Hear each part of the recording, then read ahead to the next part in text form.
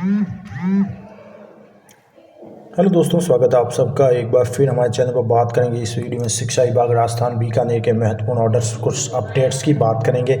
शिविरा पंचांग में हुए संशोधन को लेकर स्वीकृति जारी की गई है, जिसमें सेशन 2025 अभी जो वर्तमान में चल रहा है उसमें कुछ कार्यक्रम में बदलाव हुआ है। जैसे कि अर्धवार्षिक परीक्षा है, पूर्व घोषित 12 दिसंबर से 24 दिसंबर थी, अब वो 2 दिसंबर तक चलेगी, यानी 20 नवंबर से 2 दिसंबर तक संशोधित तिथि रखी गई है 9, 10, 11, 12 क्लास के लिए। वहीं वार्षिक परीक्षा 9, 11 के लिए जो होगी वो 23 अप्रैल 2026 से 8 मई पूर्व घोषित तिथि के स्थान पर संशोधित तिथि जो है 10 मार्च से 25 मार्च 2026 रखी गई है। इसके साथ ही बात करें कक्षा 5 और 8 के बोर्ड परीक्षाओं को लेकर अपडेट्स की, तो अप्रैल में होगी जो है पहले जो संशोधित तिथि थी, यानी पूर्व घोषित जो तिथि थी वो अप्रैल 2026 थी, लेकिन अब नई संशोधित तिथि जो जारी की गई है, यानी शिविरा में जो संशोधन किया गया है निदेशक राजस्थान बीकानेर शिक्षा विभाग के द्वारा, वो रखा गया है कक्षा 5 के लिए माध्यमिक शिक्षा बोर्ड की तिथियों के अनुमोदन के उपरांत तय की जा सकेगी। यानी लमसम बात करें तो निर्देशानुसार 12 मार्च से पूर्व ही संपादित की जाएगी। 12 मार्च से पूर्व तो लगभग फरवरी के एंड में शुरू हो सकती है या शुरुआती मार्च के प्रथम सप्ताह में भी हो सकती है। तो कक्षा 5 के जो है 12 मार्च से पूर्व संपादित की जाएगी।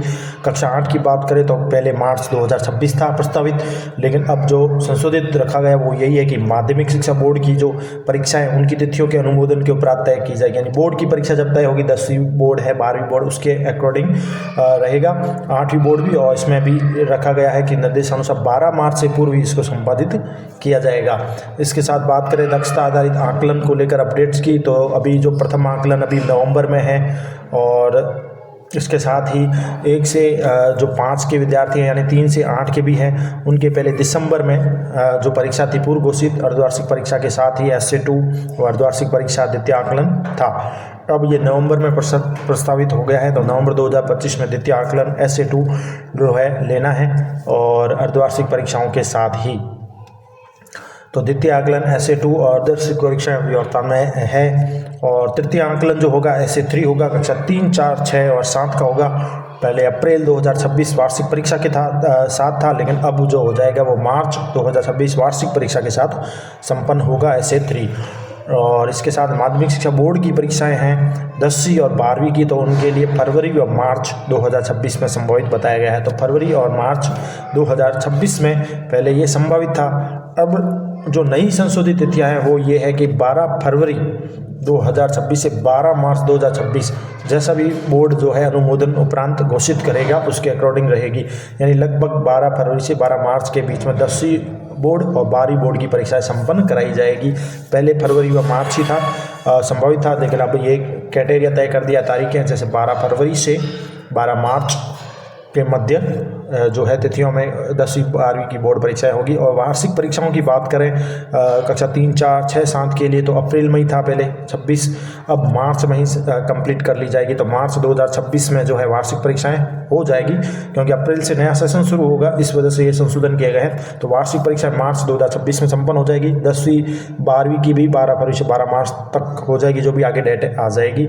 और SA2 SA3 जो है, SA2 अभी नवंबर में होगा, और अर्धवार्षिक परीक्षाएं चल रही है उनके साथ। कक्षा 3 से 8 की बात करें तो नवंबर में अर्धवार्षिक परीक्षा भी है, SA2 भी है, और कक्षा 3 से 8 के लिए तृतीय आकलन SA3 जब होगा 3, 4 और 6, 7 क्लास के लिए, तो वो मार्च 2026 में वार्षिक परीक्षा के साथ हो जाएगा। शेष गतिविधि शिविरा के अनुसार ही रहेगी, 2025-26 के अनुसार संचालित रहेगी। तो इस प्रकार से ये संशोधन किया गया है। इसके साथ ही दोस्तों बात करेंगे निदेशक माध्यमिक शिक्षा राजस्थान बीकानेर के ऑर्डर की, जिसमें अभी जो स्पेशल इंटेंसिव रिवीजन यानी कि निर्वाचक नामावली का गहन पुनरीक्षण चल रहा है, SIR चल रहा है। इसमें BLO के साथ जो लगाए जाने वाले सहायक कार्मिकों के संबंध में भी निदेशालय ने ऑर्डर जारी किया है, क्योंकि पहले निर्वाचन विभाग ने ऑर्डर जारी किया कि उनको कार्यमुक्त किया जाए अर्धवार्षिक परीक्षाओं के मद्देनजर। तो बीकानेर शिक्षा विभाग ने भी इसको लेकर ऑर्डर जारी किया गया है। वो भी आपको बता देते हैं कि भारत निर्वाचन आयोग द्वारा राज्य में अर्हता तिथि 1/1/2026 के संदर्भ में निर्वाचक नामावलियों का गहन पुनरीक्षण कार्यक्रम के संबंध में राज्य के विद्यालय में आयोजित अर्धवार्षिक परीक्षाओं को दृष्टिगत रखते हुए बीएलओ के सहायतार्थ यानी सहयोग के लिए लगाए जाने वाले कार्मिकों में शिक्षकों के अतिरिक्त अन्य विभाग के कार्मिकों को यथासंभव नियुक्ति करवाए जाने तो लिखा गया है।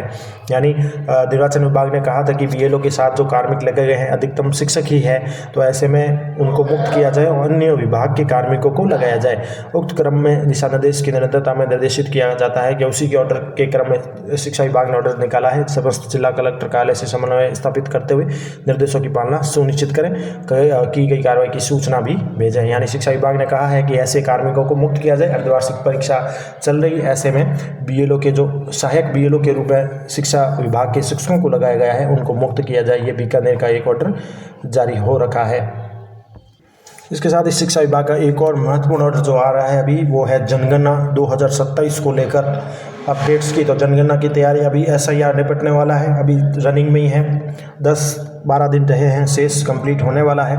लेकिन उससे पहले ही जनगणना को लेकर अपडेट्स आ रही है कि कार्मिक उपलब्ध करवाने हैं, यानी सहयोग करना है तो शिक्षा विभाग के कार्मिकों को फिर से लगाया जाएगा जनगणना कार्य में। 2027 जो जनगणना कार्य होना है इसके लिए भी जो है एक पत्र जारी हो चुका है। तो जनगणना 2027 कार्य में पर्याप्त मात्रा में कार्मिकों की उपलब्धि को लेकर निदेशक माधवी राजस्थान बीकानेर का एक ऑर्डर जो है समस्त संयुक्त निदेशक जिला शिक्षा अधिकारी मुख्यालय माध्यमिक प्रारंभिकों को जारी किया गया है, जिसमें कहा गया है कि राज्य स्तरीय जनगणना समिति की बैठक मुख्य सचिव की अध्यक्षता में 15/9 को आयोजित की गई थी, जिसके अनुसार जनगणना 2027 के कार्य में सहयोग व पर्याप्त मात्रा में कार्मिक उपलब्ध करवाने के लिए समन्वय के लिए सहायक नोडल अधिकारी नामित किया गया है। ऐसे में निर्देशित किया जाता है कि जिला प्रशासन जनगणना 2027 के जिला नोडल अधिकारियों के साथ समन्वय स्थापित करते हुए आवश्यकता अनुसार कार्मिक उपलब्ध करवाना सुनिश्चित करें।